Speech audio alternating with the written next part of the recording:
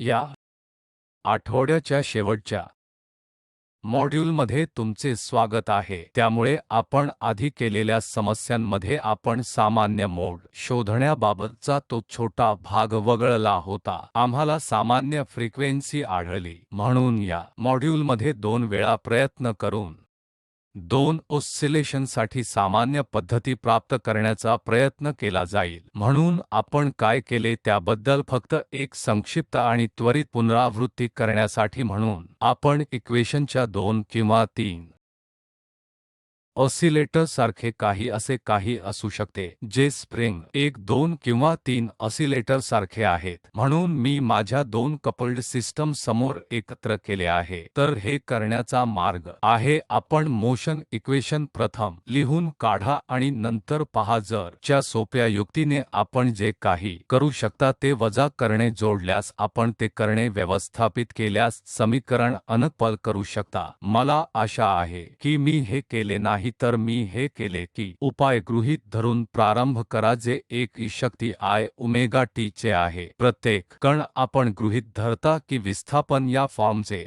आणि महत्त्वपूर्ण बिंदूचे आहे। माझ्याकडे येथे असलेला हा ओमेगा तिन्हींसाठी सारखाच असला पाहिजे। म्हणून जर मी ते ऑसिलेशनवर सेट केले तर ते सर्व मिळून मला दोलनाची एक संभाव्य फ्रिक्वेन्सी दाखवतील। ठीक आहे, तर पुन्हा मी यावर जोर देतो की 2 सिस्टमच्या वेगवेगळ्या भाग सामान्य फ्रिक्वेन्सीमध्ये सामान्यतः वेगवेगळ्या फ्रिक्वेन्सींच्या अंतर्गत कार्य करू शकत नाहीत। कमीत कमी आपण कोणत्या प्रकारच्या समस्यांसाठी करत आहोत। म्हणून एकदा आपण ओमेगा कोणीय फ्रिक्वेन्सीची ही भिन्न मूल्ये निश्चित केली की आपण समस्येचा एक भाग सोडवला ज्यामुळे सामान्य फ्रिक्वेन्सी किंवा सामान्य मोड फ्रिक्वेन्सी आढळल्यास सामान्य मोडचा एक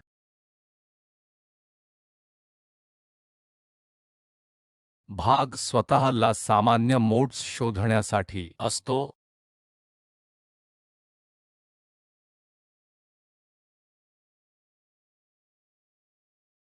तर सोप्या शब्दात सामान्य पद्धती किंवा दोलनचा सामूहिक नमुना जो द्वारे दर्शविला जातो आपल्या 2 सिस्टममध्ये दर्शविला जातो। म्हणून जेव्हा तुमच्याकडे 2 कणांची बनलेली एक कपल सिस्टम असते तेव्हा 3 कण मोठ्या संख्येने कदाचित सर्वसाधारणपणे आणि कण असतात। म्हणून जेव्हा तुम्ही असे काहीतरी पाहता तेव्हा तुम्हाला खरोखर काळजी वाटत नाही की एक कण तेथे काय करत आहे। म्हणून तुम्ही डायनॅमिक्सचा प्रकार आहे हा प्रश्न विचारत आहात। हे एकत्रितपणे सर्व कणांद्वारे दर्शविले जाते म्हणून आपल्याला सामूहिक दोलाभ्यास मध्ये रस आहे। म्हणून या सामान्य पद्धती भिन्न आहेत। सामूहिक दोलन सामूहिक गतिशीलता जे 2 जोडलेल्या सिस्टमद्वारे दर्शविले जाऊ शकते। म्हणून आता सामान्य पद्धती शोधण्याच्या बाबतीत आता आपण जाऊ या म्हणजे 2 पेंड्युलम आणि त्यांच्या स्वतंत्र पेंड्युलम ही समस्या होती। परंतु एकदा आपण त्यांना स्प्रिंगमध्ये एकत्र केले की ज्यांची स्प्रिंग स्थिर आहे तेव्हा ते 1-2 सिस्टम बनले। तर आपण असे गृहीत धरता की 2 बल्बचा वस्तुमान समान आहे आणि तो M आणि L समान आहे। प्रत्येक पेंड्युलमच्या स्ट्रिंग ची लांबी आहे आणि त्याचे समान आहे पेंड्युलम। आणि जर आपण या सिस्टीमसाठीच्या हालचालीची समीकरणे खाली लिहिली असतील तर आपण या सिस्टमसाठी समीकरणे लिहिली आहेत आणि मग आपण खालील फॉर्मचे निराकरण केले तर आपण म्हणालो की म्हणून आपण त्यापैकी एकाला X पेंड्युलम असे संबोधले काही विस्थापन X आणि दुसरे आपण म्हणालो एक Y पेंड्युलम आहे आपण त्याला एक Y पेंड्युलम म्हटले आहे आणि त्यात विस्थापन Y आहे। मी असे मानतो की T च्या X फॉर्मचा उपाय म्हणजे एक शक्ती I ओमेगा टी आणि T पैकी B e power I omega T. तर आपण याला गती च्या इक्वेशन ने सबस्टिट्यूट करू शकता आणि शेवटी A आणि B च्या गुणांकांच्या दृष्टीने सर्व काही लिहा आणि आपण येथे असलेल्या इक्वेशनसह पूर्ण कराल। आणि या समीकरणांमध्ये असलेल्या दोन अज्ञात लोकांसाठी आम्हाला सोडवायचे होते. दोन अज्ञात आहेत ए आणि बी, आणि आपण पाहू शकता की हा फारच क्षुल्लक उकल आहे जेव्हा a 0 च्या समान असेल आणि b 0 च्या बरोबरीचा आहे, परंतु आम्हाला हे क्षुल्लक उकल नको आहे कारण याचा अर्थ असा होईल की शून्याच्या अँप्लिट्यूडमुळे कोणतेही दोलन नाही, सर्व वेळ दोलन नाही. आपल्याला असे उत्तर हवे आहे आणि हा उपाय नेहमीच अस्तित्वात असेल, परंतु आपण त्या निराकरणाकडे दुर्लक्ष केले पाहिजे. हे इतर a आणि b मूल्य आहेत जे नॉन झिरो आहे, ज्यासाठी इक्वेशनचे हे दोन संच समाधानी आहेत. म्हणून आपण येथे हे समीकरण पुन्हा लिहिले आहे, ते वेक्टर फॉर्ममध्ये लिहिलेले आहे. ते करण्यासाठी सोपे आहे आणि या मॅट्रिक्स M आणि E ला आपल्या वेक्टरचा वेक्टर आहे आणि B चे वेक्टर म्हणून कॉल करू द्या. मग हे मॅट्रिक्स वेक्टर इक्वेशन m वेळा काय 0 च्या समान आहे आणि m च्या विद्यमान डिटर्मिनंटच्या विद्यमान नॉन ट्रिव्हियल निराकरणासाठी आपण सामान्य मोड फ्रिक्वेन्सी आणि या समस्येसाठी मूल्य मिळवण्यास सक्षम होतो. जर तुम्हाला स्पष्टपणे आठवत असेल की आम्हाला दोन संभाव्य फ्रिक्वेन्सी मिळाल्या आहेत, एक म्हणजे ओमेगा 1 स्क्वेअर जो ओमेगा 0 स्क्वेअरच्या बरोबरीचा आहे आणि दुसरी फ्रिक्वेन्सी ओमेगा 2 स्क्वेअर आहे जी ओमेगा 0 स्क्वेअर अधिक 2 ओमेगा स्क्वेअरच्या बरोबरीची आहे. तर ही संभाव्य सामान्य मोड वारंवारता आहे जी आपण शी जुळवून घेतली होती. आपण समस्या आताच्या या भागाचे निराकरण केले आहे. मला सामान्य मोड स्वतःला सापडेल आणि या सामान्य मोड फ्रिक्वेन्सीसाठी एक सामान्य मोड समान मोड असेल, म्हणून यावर संबंधित सामान्य मोड असेल, नॉर्मल मोड असेल. मी त्याला KAI1 म्हणू आणि ओमेगा 2 शी संबंधित दुसरा नॉर्मल मोड असेल, मी त्याला KAI2 म्हणूया. तर ओमेगा 1 ने सबस्टिट्यूट करून सुरुवात करूया. आमच्या मॅट्रिक्स वेक्टर समीकरणमध्ये त्यांनी नुकतेच हे इक्वेशन कॉपी केले आहे, आधी होते. आता मला हे सबस्टिट्यूट करण्याची गरज आहे की ओमेगा स्क्वेअरच्या या मूल्याची ओमेगा 1 स्क्वेअर. तर मला खालील मॅट्रिक्स वेक्टर इक्वेशन मिळेल. आता मला हे A आणि B साठी सोडवायचे आहे. तर जर आपण दुसऱ्या इक्वेशन मधील चिन्हाचा एकूण बदल केला तर हे इक्वेशन अगदी अचूकपणे लिहिले जाऊ शकते. फॉर्म A वजा B हे 0 च्या समान आहे, म्हणून मी ओमेगाचा स्क्वेअर संपूर्ण मध्ये रद्द करू शकतो, त्याचे वजा B बरोबर 0 आणि याचा अर्थ असा होतो की A B समान आहे आणि त्यापैकी एक निश्चित करण्याचे स्वातंत्र्य असल्याने मी असे म्हणू शकतो की B 1 च्या समान आहे, ज्यात A देखील 1 आणि समान असेल. मला काय मिळाले याचा उपाय 1 A B असेल जे 1 च्या बरोबरीचे आहे. ही सामान्य पद्धत आहे. शी संबंधित फ्रिक्वेन्सी G च्या समान आहे ओमेगा 0 स्क्वेअर. आता त्याचप्रमाणे मला दुसरी सामान्य मोड फ्रिक्वेन्सी इतकीच प्रक्रिया शोधण्याची गरज आहे. तर इक्वेशनकडे परत जाऊ द्या. आता दुसऱ्या सामान्य मोडसाठी omega square frequency omega 0 square अधिक 2 ओमेगा स्क्वेअर असेल. आता या इक्वेशनमध्ये ओमेगा स्क्वेअरचे हे मूल्य सबस्टिट्यूट करा जसे आम्ही आधी केले होते, आणि जर आपण ते केले तर आणि निश्चित ओमेगा येथे काय मिळेल आपल्याला मिळेल म्हणजे आपल्याकडे आणि आता हे इक्वेशन आहे. जर आपण स्टँडर्ड लिनियर इक्वेशन म्हणून पुन्हा लिहिले तर हे फक्त अधिक B समान 0 असेल आणि हे सूचित करेल की A हे वजा B च्या समान आहे। सामान्यपणे या प्रकरणात आपल्याकडे 1 डिग्री स्वातंत्र्य आहे। जर मी निश्चित केले तर B1 च्या बरोबर वजा 1 असेल तर आता माझ्याकडे माझा दुसरा आहे सामान्य मोड KI2 जे वजा 1 असेल। माझ्याकडे आता सामान्य पद्धती आहेत। मी आता सामान्य उपाय लिहू शकतो। आपण सामान्य उपाय लिहिण्यापूर्वी निकालांची भौतिक सामग्री पाहू या की आपल्याकडे पहिला सामान्य मोड आहे। हा वेक्टर 1 आहे आणि तो कुठून आला आहे हे जर तुम्हाला आठवत असेल तर परिणामातून A समान आहे आणि B अँप्लिट्यूड्स आहेत। तर येथे हे मला सांगत आहे की 2 पेंदुळापैकी 2 अँप्लिट्यूड्स सर्व वेळा म्हणून च्या समान आहेत। फिजिकल चित्र हे विस्थापनासारखेच आहे, ते या टप्प्यात आहेत। म्हणून या सिस्टमसाठी दोलनाच्या संभाव्य सामूहिक मोडपैकी एक आहे जेणेकरून ते एकत्र जातील। तर हा सामान्य मोड। दुसरीकडे जर आपण दुसऱ्या सामान्य मोड काहीकडे पाहिले तर संबंधित शी संबंधित सेकंड फ्रिक्वेन्सी ओमेगा 2 स्क्वेअर तेथे ते मला सांगते की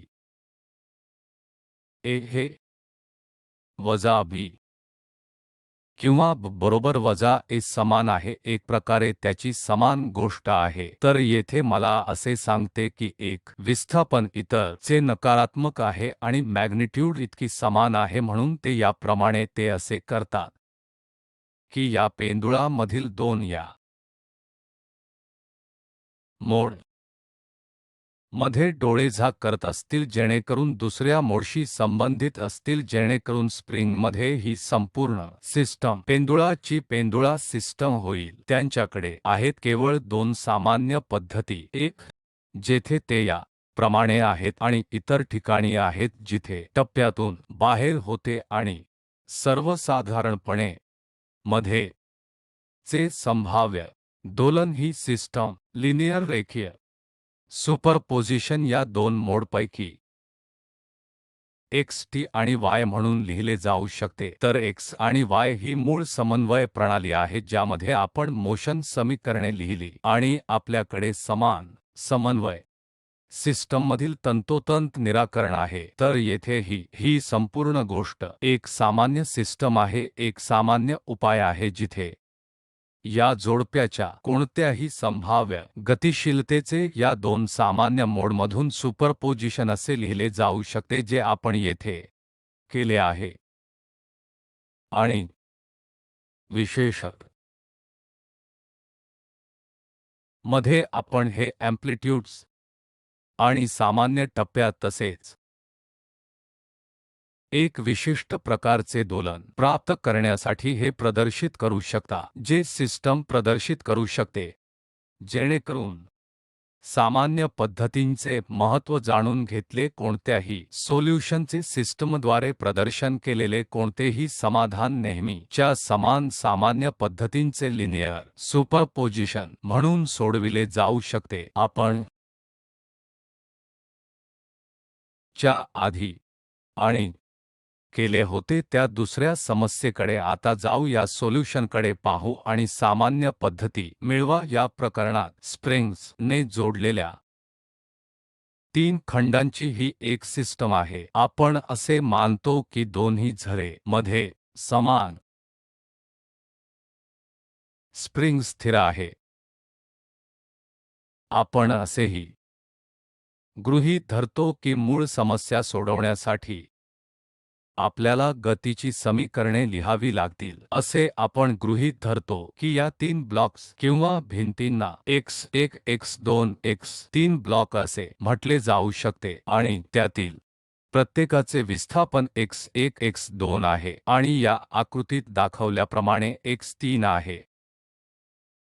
तर मग आम्ही पुढे गेलो, गतीची समीकरणे खाली केली आणि नेहमीप्रमाणे आपली कृती म्हणते की form A power I omega T B E power I E omega T A C E power I M O G O X 1 X 2 आणि एक्स 3 चे निराकरण होईल मोशन इक्वेशनमध्ये सबस्टिट्यूट करून ते पर्याय आणि शेवटी आपल्याला आहे मॅट्रिक्स वेक्टर समीकरण मिळेल गुणिले के ए आय 0 च्या बरोबरीचे आहे आपण अशी परिस्थिती मांडली आहे की m चे डिटर्मिनंट 0 च्या समान आहे आणि यामुळे आम्हाला 3 संभाव्य सामान्य मोड फ्रिक्वेन्सी दिली आता प्रश्न सामान्य पद्धती आढळतात म्हणून नेहमीप्रमाणे ओमेगाच्या पहिल्या प्रकरणाशी संबंधित जे ओमेगा स्क्वेअर आहे तेव्हा पहिला प्रकरण उपचार करूया एक स्क्वेअर आणि ते 0 च्या बरोबरीचे आहे जे या आणि शी संबंधित आहे ज्या प्रकारे आपण सबस्टिट्यूट करतो येथे ओमेगाचे मूल्य असा पर्याय आहे म्हणून 0 ठेवा कारण या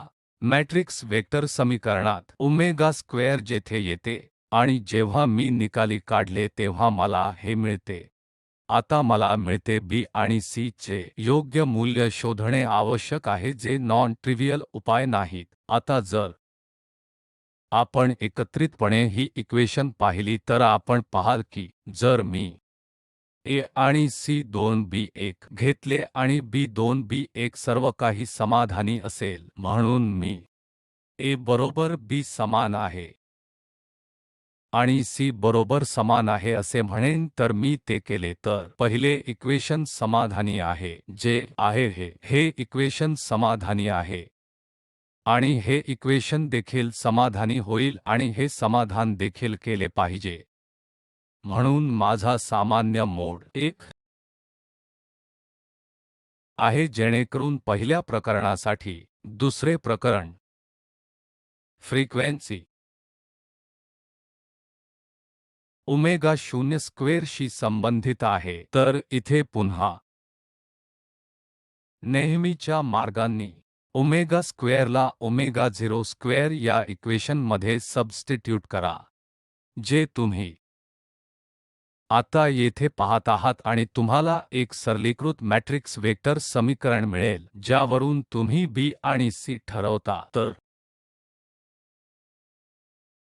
असे करूया की जर मी आता सबस्टिट्यूट ओमेगा स्क्वेअरला ओमेगा 0 स्क्वेअर असे लिहिले आणि पर्याय दिला तर मला जे मिळेल ते सर्व पुन्हा एकदा मिळेल आणि पुन्हा एकदा मी बी 1 कडे नेले तर हे इक्वेशन पूर्ण करणे सोपे आहे आणि बी ते 0 आणि सी वजा 1 समीकरणांचा संच समाधानी होईल म्हणून माझा सामान्य मोड 0 वजा 1 असेल जे की के ए आय 2 आणि त्याचप्रमाणे आपण पुढे जाऊ आणि तृतीय केससाठी ठरवू शकतो जे ओमेगा स्क्वेअर 3 ओमेगा 0 स्क्वेअर आहे पुन्हा नेहमीच्या प्रक्रियेद्वारे जा म्हणजे यावेळी आपण काय मिळवू इच्छिता ते मी थेट लिहितो आणि पुन्हा माझ्याकडे 3 अज्ञात ए बी आणि सी आहेत जे एक प्रकारचे सातत्यपूर्ण प्रकारे निश्चित केले जावे आणि जर आपण इक्वेशन पहा जर आपण त्यासह अधिक आरामदायक असाल तर सामान्य समीकरण फॉर्म आणि या प्रकरणात लिहा आपण मिळवू शकतो पुढील परिणाम 1 वजा 2 आणि 1 तर आता माझ्याकडे सर्व 3 सामान्य पद्धती आहेत तर काय 1 आहे 1 काय 2 म्हणजे 1 0 वजा 1 आणि काय 3 1 वजा 2 आहे आणि 1 आणि अर्थातच आपण सामान्य उपाय लिहू शकतो जेणेकरून आपण हे सूचित करणारे भौतिक चित्रबद्दल विचार केला तर 2 केसेस बघूया ज्यासाठी सामान्य मोड फ्रिक्वेन्सी 0 नाही तर दुसरी केस म्हणा तर या प्रकरणात ते मला सांगते की ए आणि सी जे पहिल्या आणि तिसऱ्या कणांचे मोठेपणा आहेत ते पायच्या एका टप्प्याने बंद आहेत म्हणजे आणि मधला एक 0 आहे त्यामुळे मधला एक स्थिर होणार आहे आणि जे मधल्या एकाच्या दोन्ही बाजूला आहेत ते असे करत असतील तर मधला कण आहे काहीही करणार नाही, जेणेकरून सिस्टम चा एक संभाव्य सामूहिक हालचाली आहे आणि हे फ्रिक्वेन्सी ओमेगाशी संबंधित आहे. 0 स्क्वेअर हे असे का असावे हे पाहणे सोपे आहे कारण मध्ये एक स्थिर सारखे आहे जे त्याच्या हार्ड भिंतीसारखे कल्पना करू शकत नाही आणि इतर दोन फक्त साध्या हार्मोनिक हालचाली आहेत जे केवळ संबंधित पाण्याच्या स्प्रिंग स्थिरवर अवलंबून असतात जे आहे ती फ्रिक्वेन्सी ओमेगा आहे 0 स्क्वेअर. दुसरीकडे आपण या प्रकरणात तिसऱ्या प्रकरणात वर जा फ्रिक्वेन्सी 3 ओमेगा आहे येथे 0 स्क्वेअर हे शी संबंधित आहे असे सांगून मध्य असे म्हणूया की हे 3 प्रकरणांचे सामान्य समतोल स्थान आहे. मध्यभागी असेल जसे की येथे मध्ये बदलले आणि हे येथे स्थलांतरित केले जाईल आणि हे येथे स्थलांतरित केले जाईल जेणेकरून एक प्रकारचे दोलन होणार आहे ज्यामुळे अँप्लिट्यूड्स हे गुणोत्तर सर्वत्र कायम ठेवतील. म्हणजे तिसरे केस आणि पहिल्या केसमध्ये ओमेगा बरोबर 0 म्हणजे काय याचा विचार करा ते म्हणजे कितीही फ्रिक्वेन्सी होय. त्यामुळे ही नियतकालिक गती नाही फक्त कारण तुम्हाला कोणीय फ्रिक्वेन्सी 0 कधी मिळेल त्यामुळे तुम्हाला समजेल की जेव्हा कालावधी अनंत असतो तेव्हा तो कोणत्याही प्रकारच्या ऑसिलेटरी गतीशी फारसा सुसंगत नाही. आता या तिन्ही प्रकरणे रेखीय सुपरपोजिशन म्हणून सामान्य समाधान लिहिणे शक्य आहे आणि आपण मागील समस्या साठी अगदी योग्य प्रकारे केले आहे म्हणून येथे माझ्याकडे सामान्य उपाय आहे. तर पुन्हा माझ्या समोरचा उपाय आहे जे असे म्हणत आहे सर्वसाधारणपणे जर आपल्याकडे n कण असतील तर सामान्य मार्ग असू शकतात परंतु सर्वसाधारणपणे दोन प्रणालीद्वारे दर्शविलेल्या कोणत्याही संभाव्य गतिशील गोष्टी या सामान्य पद्धतींचे एक प्रमुख म्हणून लिहिल्या जाऊ शकतात ज्यामुळे या सामान्य विहित पद्धती दर्शविल्याप्रमाणे सिस्टमचा विचार करणे सोपे आहे. यावरून आपण इतर कोणत्याही डायनॅमिकची निर्मिती करू शकतो की प्रणाली टप्प्याटप्प्याने काम करून दाखवेल आणि अँप्लिट्यूड्स असाइनमेंटमध्ये समान प्रकारच्या समस्या आहेत मी तुम्हाला हे करण्यास उद्युक्त करतो.